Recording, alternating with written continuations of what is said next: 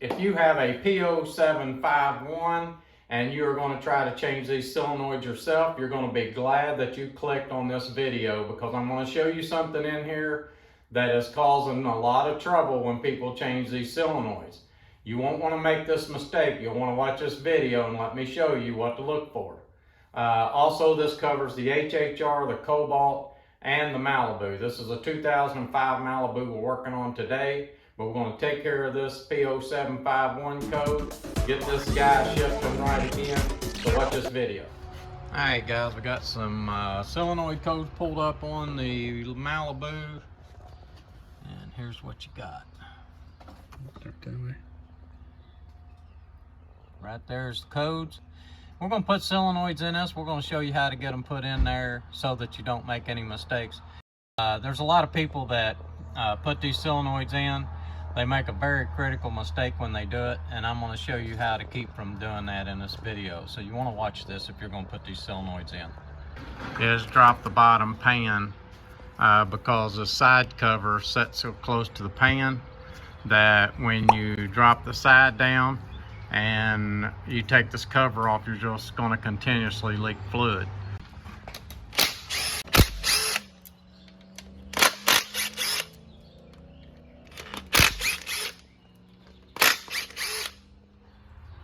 Okay, so we've got the pan off, everything looks clean. I'm sure solenoids is going to fix this okay. Also, while you're working on this, got the pan down and stuff, always check these tubes. If you're having problems and you don't know if it's a solenoid or not, these tubes are known for breaking, but you just want to make sure that you check those tubes, make sure none of them broke if you've lost gears. So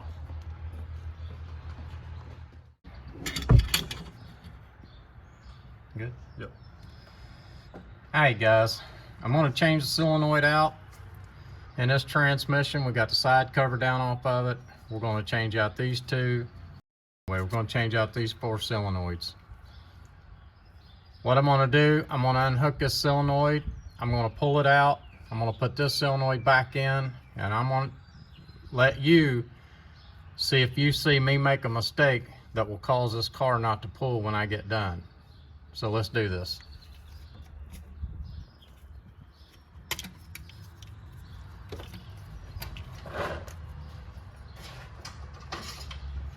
This happens all the time on these cars. People put these solenoids in and they cause them not to pull whenever they get done with them. And all they do is change out the solenoid. Got the solenoid out.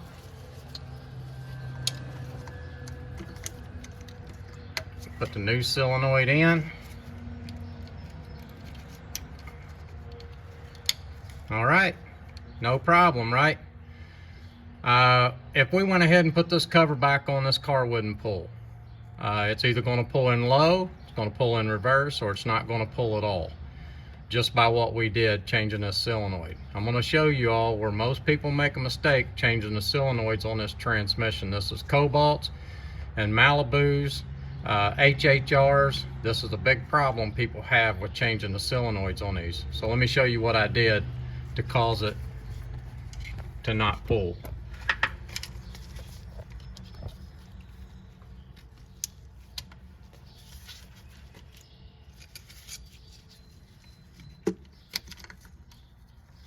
There's the solenoid. You see right behind it.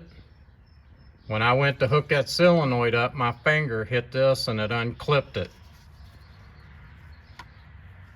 This, let me lay a solenoid down.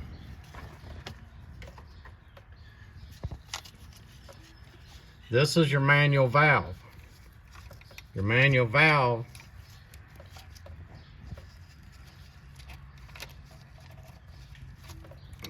sets in there just like that.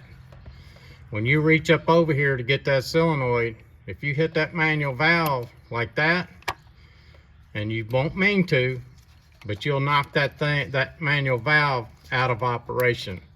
It'll no longer be working. When you move your shifter up here and you're moving this, your manual valve is just sitting in whatever position you put it in, whatever position it was in when you went to put that solenoid on.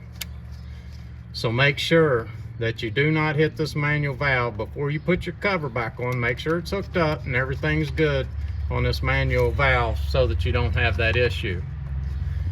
And then you can just put your solenoid on.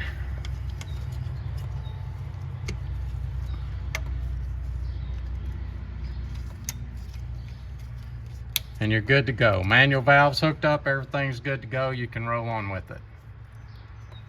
Okay, so one more thing I want to show you on the solenoids that I want to make sure you get right is you see on this solenoid, you see that notch right there? You can see where it slides in. So you just want to make sure that those two, that notch and that groove is lined up together so that when you slide the solenoid in,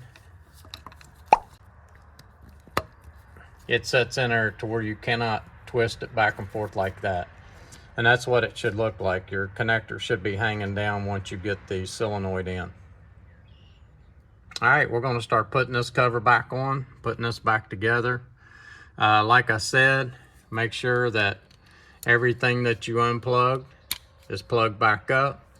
Make sure that your manual valve is good, that you didn't knock it loose, and you should be good to go.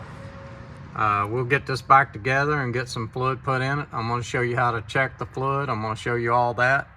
So just keep watching. I'll try to get the torque specs. I don't know where I'm going to find them at, but I'll try to get the torque specs for the plug and the pan bolts.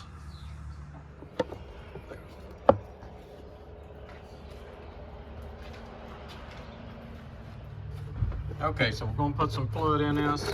You see where we're putting the funnel down in there. There is a little cap, this cap right here, that'll be down on there, and just start filling it full of fluid.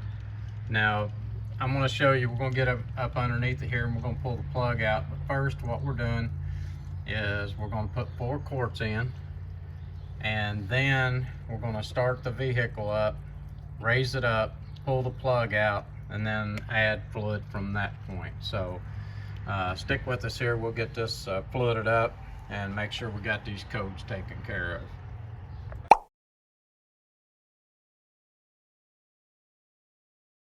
Okay, so here's the bottom of the pan. You'll come right over where the passenger side axle is. All right, so there's the plug you're going to take out. That is an 11 millimeter or 7/16. Just pull it out and start adding fluid up on top. All right, so we're underneath here watching. Cody's putting fluid in up top, and we're going to sit here and wait till it starts running out. And then we'll reinstall this plug. I'm going to have the torque specs and the pan specs, torque specs at the end of the video. There you go. Hold up, Cody. You'll just let that kind of run out there a little bit till it gets down to a trickle.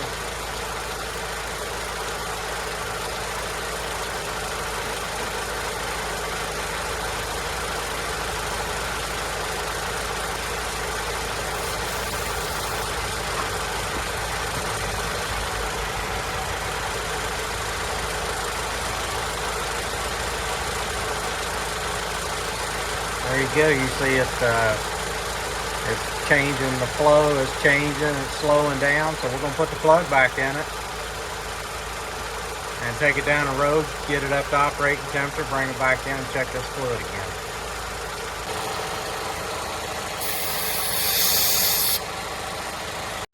Alright guys, so that's the end of the video. I do want to let you know that we drove this car, we cleared the codes, everything worked out beautiful for us. I hope it works out good for you. I hope that you enjoyed this video and it was helpful for you. Sorry we didn't have a complete tear down of that side, but we just didn't have enough time to fit all that into our day. We had to get this guy's car back to him because it was his work car.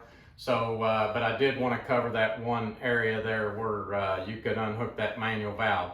Another thing, if you put these solenoids in yourself and you have no way to clear the codes, then just pull your battery cables off for about 15 or 30 seconds and then hook them back up. Do not touch them together. That's a bad practice. You don't want to touch your battery cables together. So anyway, I hope this video was helpful. This is Code Man's Auto, and please subscribe.